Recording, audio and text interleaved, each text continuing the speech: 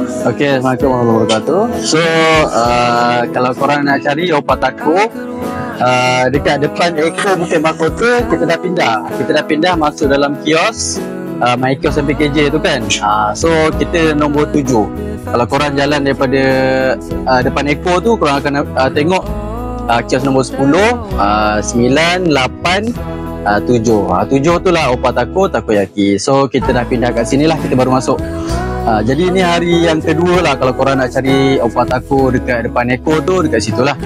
Okay, so kita dah tak pakai kemah dah, kita pakai kios. So kita dah masuk kios daripada MPKJ.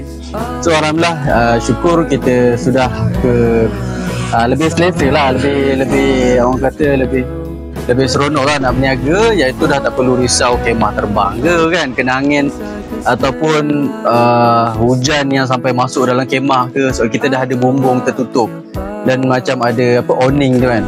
Okay, awning kios tu sendiri. Jadi itulah perkembangan terkini Opataku dekat depan Eko. So korang boleh singgah. Okay.